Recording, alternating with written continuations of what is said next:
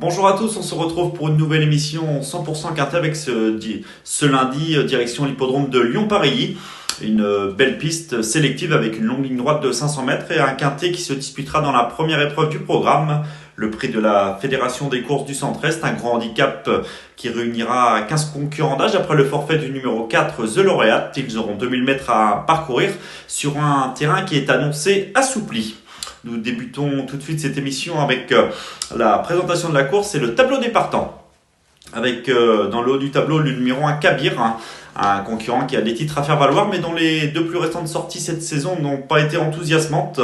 Il va tenter de reprendre le cours de ses bonnes performances. Le numéro 2 Vent Contraire qui possède des références mais qui effectue une rentrée, il aura probablement d'autres objectifs durant l'été.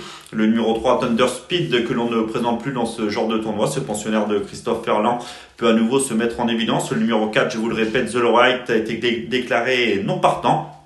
Le 5 électron libre qui serait avantagé par une piste la plus souple possible vise Aracha, lui qui a déçu dans un récent quintet marseillais. Mais attention, si le terrain s'alourdit, il peut pourquoi pas reprendre le cours de ses bonnes performances. Nous ne l'avons pas gardé dans un choix prioritaire. Le numéro 6 Morton nous plaît beaucoup. Attention à lui, nous y reviendrons plus en détail dans quelques instants. Le 8 Mirage Rêve qui a mieux couru que nous l'indique sa dernière tentative peut également jouer un bon rôle. Nous penserons également au numéro 9 Cléotor qui nous plaît bien également, ce pensionnaire du local Marc Pimbonnet. Il reste sur une tentative encourageante et lui aussi peut espérer jouer un tout premier rôle. Le 10 Shamsabad qui n'a plus à faire ses preuves dans ce genre de tournoi. Nous ne l'avons pas gardé dans un choix prioritaire, mais il convient de s'en méfier, pourquoi pas, en bout d'une combinaison élargie dès ses débuts sur la piste de Parilly. Nous allons désormais passer à la seconde moitié de ce tableau, avec le 11 au Tonancourt. Jugé sur ses deux plus récentes tentatives, il ne semble posséder qu'une chance secondaire. Le 12 King Motif, attention à lui, un adepte de la course d'attente qui est capable de belles fins de course. Le 13 Jackson, qui apprécie tout particulièrement cet hippodrome de Paris, ne doit pas être négligé pour ce retour dans les quintets. Le 14 Centurin, nous ne l'avons pas gardé dans un choix prioritaire, mais jugé sur ce qu'il a fait de mieux, attention à lui. Le 15 Dragonnet, pour lui ce sera avant tout une question de terrain, sa forme est sûre, il a les moyens de jouer un très beau rôle si la piste n'est pas trop profonde pour ses aptitudes. Et enfin le numéro 16 Salturno qui est en forme, qui a prouvé sa forme dans un quintet disputé à Saint-Cloud, qui ne doit pas être négligé même si sa marge semble assez réduite pour les toutes premières places. Donc nous avons parlé des 16 concurrents avec le tableau des partants. Nous avons rentré dans le vif du sujet avec nos préférés, avec le papier.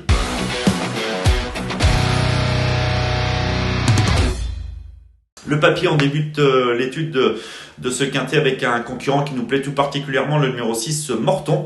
Un concurrent qui a montré de sérieuses capacités, notamment sur cette piste de Parilly. Nous avons d'ailleurs une stat à son sujet, c'est sa réussite sur cet hippodrome. Il compte 6 courses sur la piste de Parilly pour 3 victoires et autant de places, soit 100% de réussite dans les 5 premiers. L'an passé, il avait montré de sérieux moyens, se plaçant notamment en deuxième d'un certain Joe Français dans une listed de Cantilienne durant l'été 2021. Il a depuis connu des fortunes diverses, mais ses deux plus récentes tentatives sont encourageantes, notamment en dernier lieu sur l'hippodrome de Fontainebleau. Il a été patiemment monté, a été respecté par sa partenaire pour finir, prenant une bonne 5e place.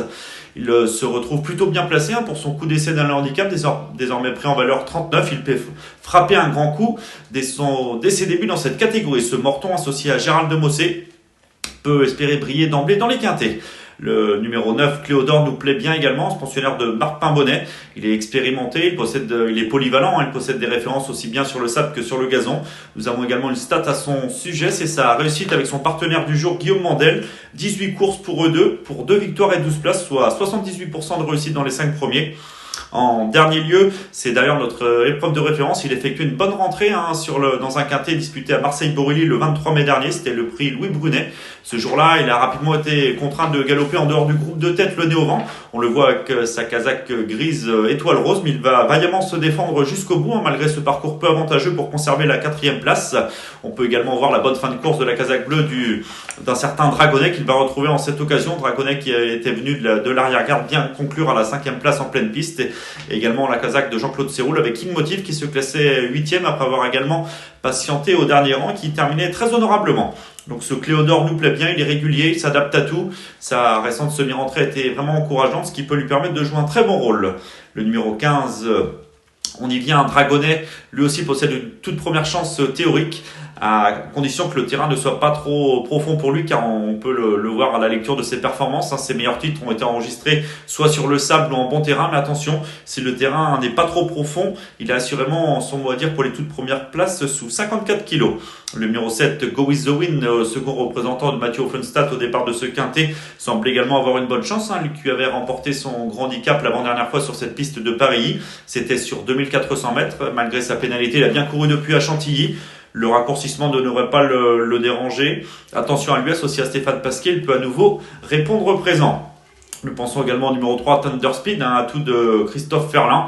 Il a pu faire ses preuves à ce niveau. Il a prouvé à plusieurs reprises que sa marge était assez réduite, tout au moins pour la victoire en valeur 40. Mais il peut à nouveau répondre présent. Son numéro 16 à la corde ne devrait pas être rédhibitoire sur cette distance. Et associé à Maxime Guyon, il possède une chance des plus régulières. Il convient également de se méfier, tout au moins pour les places, du numéro 8, Mirage Rêve, qui a joué de malchance en dernier lieu pour ses débuts dans les quintets à Paris-Longchamp et qui peut espérer reprendre le cours de ses bonnes performances, associé à l'expérimenté Yoritz Mendizabal.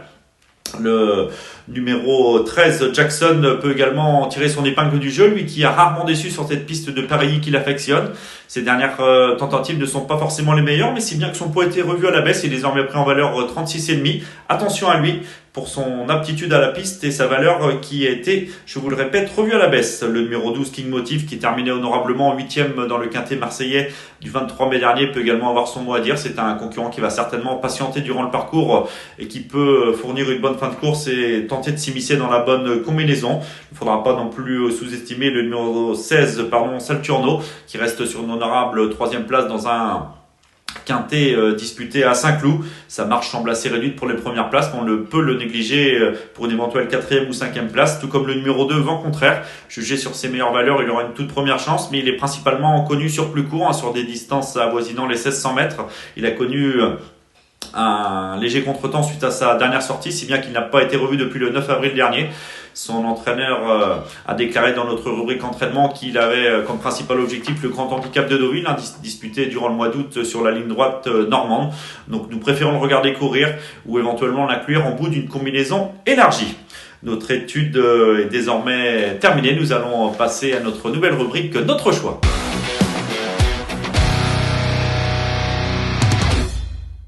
Notre choix, nos 5 préférés pour ce quintet disputé lundi à Lyon-Paris, avec tout d'abord le numéro 6, Morton. Un coup de poker qui est tentable. Dès ses débuts dans le quintet, ils sont plutôt bien placés en valeur 39 et peut espérer briller d'emblée dans cette catégorie. Le numéro 9, Cléodore, auteur d'une très bonne semi-rentrée sur l'hippodrome de Borelli et qui déçoit rarement. Le numéro 15, Dragonnet. Il faudra surveiller de près la météo et l'état du terrain. Si le terrain n'est pas trop profond pour ses aptitudes, il peut lui aussi espérer jouer un très beau rôle dans cet événement. Le numéro 7, Go With The Wind, que l'on ne présente plus. Il est confirmé sur cet hippodrome lyonnais et peut également bien faire pour son retour sur 2000 mètres. Et le numéro 3, Thunder Speed, il n'a plus à faire ses preuves à ce niveau. Il est très régulier et peut à nouveau jouer un beau rôle. Donc nos 5 préférés, 6, 9, 15, 7 et 3. Nous passons désormais à notre conseil de jeu lors de cette réunion 1 lundi à Paris dans la 7e épreuve du programme. Le numéro 5, Zantario, nous plaît beaucoup. Il reste sur une victoire très convaincante sur cette piste de Paris, un hippodrome qu'il affectionne où il compte pas moins de 3 succès et plusieurs places. C'était certes sur la distance de 1600 mètres. Cette fois, il est raccourci. C'est 1350 mètres, mais cela ne devrait pas lui poser trop de problèmes. Il s'entend bien avec Aurélien Lemaître et vu le style de sa dernière victoire, il peut espérer confirmer malgré sa pénalité. Donc le 705, Zantario à suivre avec attention. Cette émission touche à sa fin en espérant avoir été complet. Vous pourrez nous retrouver pour une nouvelle émission 100% quintet avec ce mardi direction les sauteurs sur l'hippodrome d'Auteuil. Bon jeu à tous.